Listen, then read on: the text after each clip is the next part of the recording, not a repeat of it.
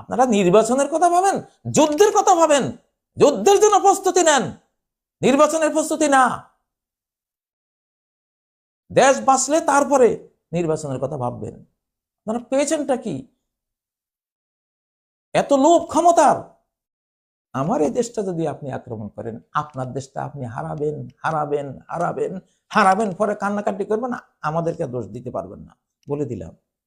আপনারা যারা এখন এই দল সেই দল কোন দল করছেন, বিভিন্ন অধিকার দাবি দাওয়া নিয়ে সরকারকে নাজেহাল করতে আসছেন, আপনারা যারা কেউ এখনই মাজার ভাঙছেন, আপনাকে মাজার ভাঙার দায়িত্ব কে দিয়েছে?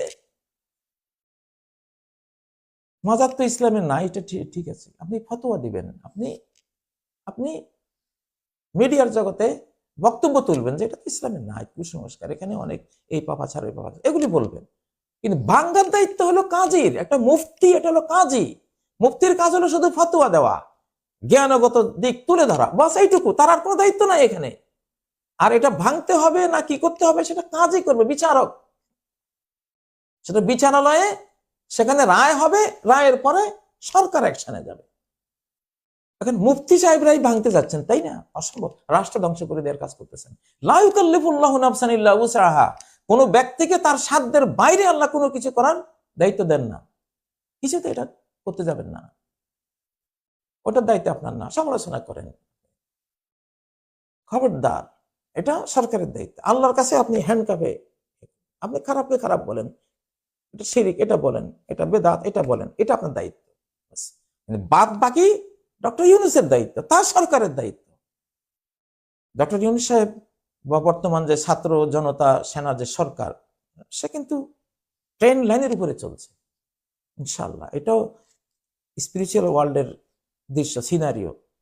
ট্রেন স্বপ্নে মানে আল্লাহর মনোনীত স্ট্রেট ওয়েতে চলা একটা জিনিসকে ট্রেন হিসেবে দেখানো, কারণ ট্রেন স্ট্রেট ফরওয়ার্ড একটা রাস্তা। ঠিক আছে, ইউনূস সাহেবের সরকার ঠিক মতো চলছে, আলহামদুলিল্লাহ, ঠিক মতো চলছে। গোটা জাতি পিপিলিকার গোল্লার মতো হয়ে তারে আগলে রাখেন, নাহলে খেয়ে ফেলবে সবগুলি। এবার যে রক্ত গঙ্গা বইবে সেটা কোটির উপরে যাবে, আল্লাহ মাফ করুন। কি মনে করছেন? বোরহানুদ্দিন তার নবজাত শিশুর জন্য সে কোরবানি করেছিল, আর তার শিশুকে জবাই করে দেওয়া হয়েছে। সেই ছুরিগুলি শান দেয়া হচ্ছে। আপনারা তো গরু খাওয়া, সেই না, কোটির উপরে খুন করার পরিকল্পনা হয়ে গেছে। তবে এই যে চুক্তিগুলো, এই আর একটা ট্রাক যেটা ঢুকবে বাংলাদেশে চেক করে ঢুকতে হবে। আর যেখান থেকে হুমকিটা দেওয়া হয়েছে, যেই জায়গা থেকে আনএক্সপেক্টেড, ওই জায়গার প্রতি নজর রাখতে বলা হয়েছে। ওখানে নজর রাখা, ওখানে কি হচ্ছে, কি বলতেছে, কি ভাবতেছে, কি করতেছে। আর পিপিলিকার গোল্লার মতো ঐক্যবদ্ধ। বাস আপনারা নির্বাচনের কথা ভাবেন, যুদ্ধের কথা ভাবেন, যুদ্ধের জন্য প্রস্তুতি নেন, নির্বাচনের প্রস্তুতি না। দেশ বাঁচলে তারপরে নির্বাচনের কথা ভাববেন। আপনারা পেয়েছেনটা কি? এত লোভ ক্ষমতার। ক্ষমতা চাওয়া তো ইসলামে জায়েজ নাই। ইসলাম ধর্মটাই বলছে ক্ষমতা চেয়েও না, আল্লাহ যারে দেয় আল্লাহ দিবেন। মারা নেতৃত্ব চাইও না, সরকার হতে চাইও না। ওয়াজআলনা লিল মুত্তাকিনা ইমামা, সূরা ফুরকানের ৭৪ নম্বর আয়াতে কি বলেছেন? ইমামতি চাও, নেতৃত্ব চাও, কাদের? ইবাদতকারীদের, মুত্তাকিনদের ইমাম বানাও আল্লাহ। যারা যেন পৃথিবীর মানুষ আমাকে ফলো করতে পারে, আমাকে দেখে তোমার ইবাদত করতে পারে, তোমার সাচ্চা গোলাম হতে পারে, বান্দা হইতে পারে, সেই ইমামত চাইতে বলা হয়েছে। রাষ্ট্রীয় ইমামত নিষেধ করা হয়েছে, চাইও না, এটা চাওয়ার জিনিস না।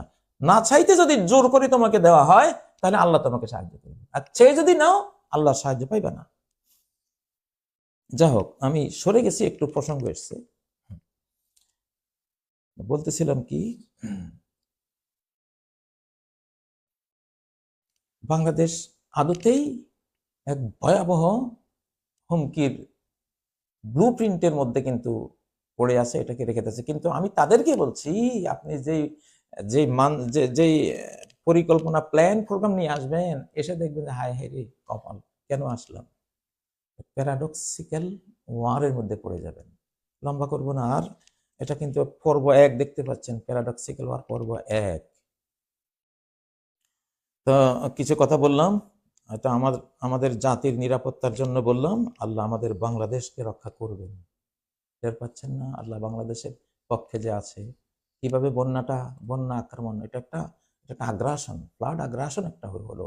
গোটা জাতিকে আল্লাহ তারা লাগিয়ে দিয়েছেন সেবা। প্যারাডক্সের পর প্যারাডক্স আমি দেখতে পাচ্ছি। আমি যে তরুণ, যে যুবক, যে নিউ নেশন, আমাদের যে নতুন প্রজন্ম যারা, এরা তো রাজনীতির এর কাছেও ছিল না, এরা রাজনীতির ধারে কাছে না, এরা টিকটক, এরা মোবাইল, এরা গেম, এইসব নিয়ে ব্যস্ত। এক হেসকা টানে রাজনীতির বাবা এখন তারা। আমরা বুঝি না, ওরা বুঝে। প্যারাডক্স কল্পনা করতে পারবেন? ভাবতে পারবো না যে কিতে কি হয়েছে। একের পর এক চেষ্টা করে যাচ্ছেন এই সরকারকে ফেলে দেওয়ার জন্য, চেষ্টা কিন্তু অব্যাহত রয়েছে। প্রত্যেকটা প্যারাডক্সিক্যাল ওয়ারে নাস্তানাবুদ হয়ে যাবে ইনশাআল্লাহ, বলে রাখলাম।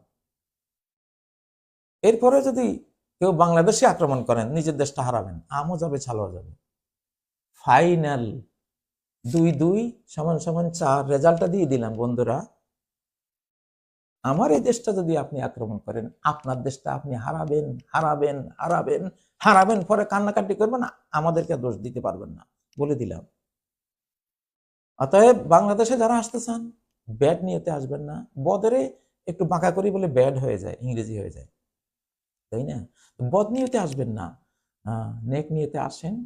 বাংলাদেশ থেকে, ঠিক আছে, আমরা বাংলাদেশে এই জাতির চেতনা, তারা 350 বছর গোলামির শিকল বইতে বইতে তারা এখন আর মন মাঝি তোর বইটা নেড়ে আমি তো আর বাইতে পারি না, সে অবস্থায় এসছে। সৃষ্টিকর্তা দয়া করেছেন, রহমান রহিম তাদের সাথে, এখন সর্বশক্তিমান তাদের সাথে, he able to do all things. উনি এখন এদের সাথে। সর্বনাশ বাংলাদেশ নাম নিতে এখন কয়েকবার আপনার কলিজা কাঁপা উচিত এবং ভয় পাওয়া উচিত এবং চিন্তা করা উচিত যে এখানে বদ নিয়তে এই হুজুরদের, এই বাংলাদেশের এখানে যাওয়া যাবে না, এই অবহেলিত জাতিটার কাছে আর যাওয়া যাবে না। ব্রিটিশ সেনা কাল না পরশু দেখলাম যে 200 বছর এই জাতিটার আমরা লুটে ফুটে খেয়েছি, এখন তাদের কাছে আমাদের মাপ চাওয়ার সময়। এই সময় বদ নিয়তে আসবেন না। বদ নিয়ত করবেন, প্যারাডক্সিক্যাল ওয়ার শুরু হয়ে যাবে। অলরেডি শুরু হয়ে গেছে। এক বন্ধু না বলেছেন যে 2024-এ এসে আবার মেয়েদের বোরকা কি, ওরে কিন্তু প্যারাডক্সিক্যাল ওয়ারে নেওয়া হয়েছে, ওরে ও ভুগবে, ও টিকতে পারবে না ইনশাআল্লাহ। কোনো শয়তানি করবেন না, ভিতরে ভালো মানুষ হন, তওবা করেন।